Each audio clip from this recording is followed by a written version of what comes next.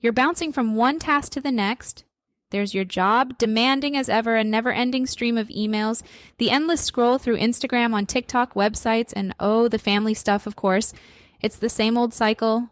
It's a loop that seems to play on repeat. But let's hit pause for a second. When was the last time you just paused? Like, really took a moment for yourself to just breathe and be with your thoughts? If you're struggling to remember, you're not the only one. In this episode, you're in good company. If you're multitasking, I'm going to ask you to just pause, take a breath, give yourself this time, because today's conversation, it's all about you. Hey there, go-getters. Welcome to the self-care and hustle journey. Meet your host, Nestle. Here, she pairs your ambitions with well-being for a life in harmony. Forget the all work, no play mantra. We're about that real work-life rhythm that sings to the tune of your personal beat. Ready for insights that will transform your daily hustle? Well, you're in the right place. This podcast brings you real stories, straightforward tips, and the tools for balance. We're not just dreaming big, we're living well. Join her in redefining success, where your hustle hugs health. It's time to feel good, do good, and strike that perfect harmony. This journey is all about making the good life your everyday life. Are you ready? Settle in, and let's dive into this episode. Welcome to today's episode where we deep dive into the importance of giving yourself that personal space. And if you find this helpful, do me a solid, hit that subscribe button, and let's journey this beautiful life together. Our generation's got this love-hate relationship with being connected. We're all glued to our phones, almost addicted, constantly chasing that next notification, the next like, the next comment, the next follower. It's a rush, isn't it? But then there's this other side of us, this part that's just yearning for a break, longing for some quiet, some real undisturbed time away from the constant noise. Remember the good old days when the end of the workday meant the end of work?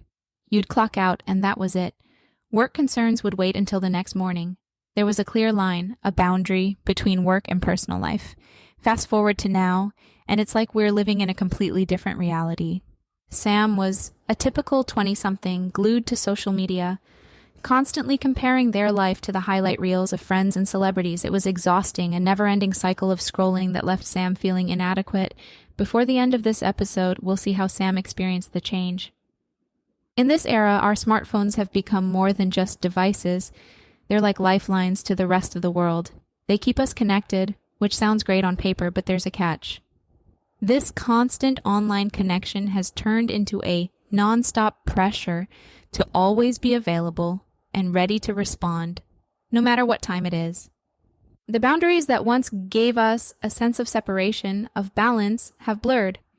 Now, a work email can reach us during dinner. A work call can interrupt our quiet moments. Our smartphones, with each notification and each notice, act as a reminder that we're never really disconnected from the demands of the outside world. Alex had always been the life of the party, the one everyone counted on to light up the room. But inside, Alex felt drained, running on empty from the constant socializing. This expectation to always be on, always ready. It's not just coming from our workplaces, it's becoming a societal norm. The idea of being unreachable, even for a little while, is becoming more and more foreign. This shift is profound, affecting not just how we work, but how we relax, how we interact with our loved ones, and ultimately, how we live our lives. The impact, it's significant. This constant state of readiness, of anticipation for the next DM, the next notice, is adding a layer of stress and anxiety to our lives that, frankly, we don't need. It's leading to burnout, to a sense of being overwhelmed, to the feeling that we're never doing enough, never quite catching up. Recognizing this constant battle for our personal space is the first step towards taking back control. It's about realizing that it's totally fine to hit the do not disturb mode on life every once in a while. Balancing our digital and real lives is about finding the little moments of calm in the chaos. It's about claiming back those pockets of peace where we can just breathe, think, or just be without any interruptions. Research indicates that taking personal space, unwinding, and disconnecting from social media can have significant benefits for an individual's mental and physical well-being. Here are some key findings. If you're knee-deep in Insta notifications while you're supposed to be crushing it at work, you're you're probably not doing your best. It's like the more you scroll, the more stressed you get, and the less happy you feel. Brooks in 2015 was onto something when he said cutting down on social media can help tone down the negativity. Personally, I use social media to find inspiration, and when I feel it's too much and feels overwhelming, I step back and focus on what I have now and what small steps I can do now to better myself. If I dwell on what I see over there and how far are they from where I am now, I feel the pressure and it doesn't feel nice.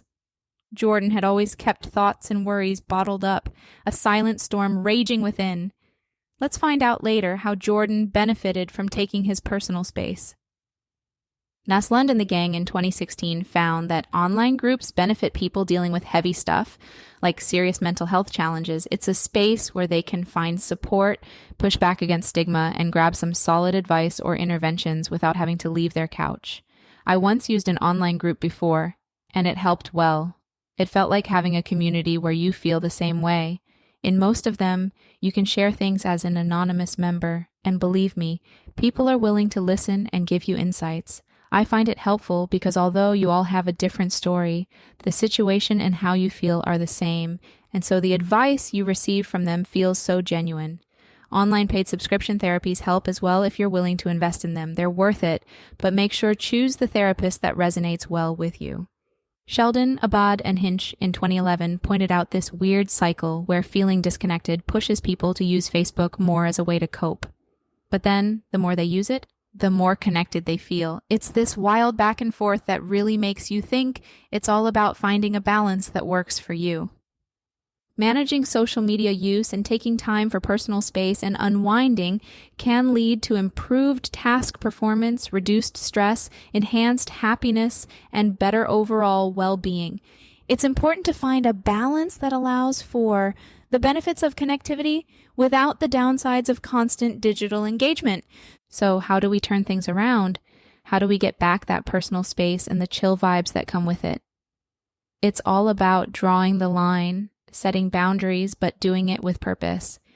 It means learning to say nope without feeling bad about it. It's choosing what's important and giving yourself the okay to take a break from everything else. An evening where your phone's silent, a morning where you're not immediately stressing about emails. Sounds pretty sweet, doesn't it? And guess what? It's totally within reach. Start with the small stuff. Make some spots in your place where tech's a no-go. Block off some just me time in your schedule as if it's the most important meeting of the day, because honestly, taking care of yourself is your most important job. Think of personal space and self-care as a dynamic duo, kind of like peanut butter and jelly. They just go together, complementing each other perfectly. When we make room for a little breathing space, it's our way of reminding ourselves, hey, I'm important. My peace, my thoughts, and how I spend my time, they're all priceless. Riley was the planner, the one with every hour accounted for, and every task scheduled to the minute. Life was a series of checkboxes with little room for spontaneity. One weekend, feeling particularly suffocated by the routine, Riley decided on a whim to take a road trip. No destination, no itinerary, just the open road. That trip became a journey of self-discovery, of embracing the unknown and finding beauty in the unplanned. It was Riley's way of reclaiming personal space from a life overburdened by expectations. The adventure reminded Riley that sometimes the best moments come from letting go and living in the present. The more we lean into making space for ourselves, the better we show up for everyone else. When we carve out time to just chill and recharge, we find ourselves way more anchored and in sync with what's happening around us. By giving ourselves the room to recharge, we end up more grounded, more tuned in, and yet even more available for the people and passions that light us up. This makes us more present and ready for the people we care about and the things we love doing. And remember Jordan we spoke about earlier? On a particularly rough day, Jordan found an old dusty journal in the corner of the room. Out of sheer frustration, Jordan began to write, pouring every fear, hope, and dream onto those pages. It was a release, a way to create personal space in a crowded mind. Journaling became Jordan's daily ritual that provided clarity and a sense of calm. It was a reminder that it's okay to take a step back, to process emotions in a world that often demands we hide them. So here's my challenge to you, dear listener. Start small. Find one way this week to honor your need for personal space. Maybe it's a solo walk. Perhaps it's an hour with your favorite book, phone off, and world on mute. Whatever it is, do it with intention. Do it for you. Remember Sam? Sam accepted a challenge from a friend, a 1-week digital detox, no social media, no endless browsing. The first few days were tough, filled with FOMO and restless hands itching to check notifications. But as the week progressed, Sam discovered hobbies forgotten, reading, painting, and even cooking. The detox ended, but the habit stuck. Sam learned the value of disconnecting, finding joy in activities that truly mattered, and understanding that real life was happening away from the screen. And this is what I have for you today. Thank you for giving yourself this time. If today's talk resonated with you, don't forget to subscribe. And remember, in a world that's constantly asking for more, it's okay to say, this is my space and it's all I need. Until next time, look after yourself. And just like that, we've reached the end of our time together today on Self-Care and Hustle Journey. Big thanks for joining Nestle. She's been honored to share this time with you. If today's conversation sparked something inside, hit that like and subscribe for more uplifting stories and tips. Your support means the world and helps spread this message of balanced living far and wide to more incredible listeners like you. Craving more? Don't forget to visit www.nestlecream.co.uk for even more resources and tools that will help you craft the harmonious life you're dreaming of. Until next time, keep nurturing your health, embracing the hustle, and remember, the good life is not just a dream. It's your reality waiting to unfold. So take care and let's make it happen. We'll see you in the next episode.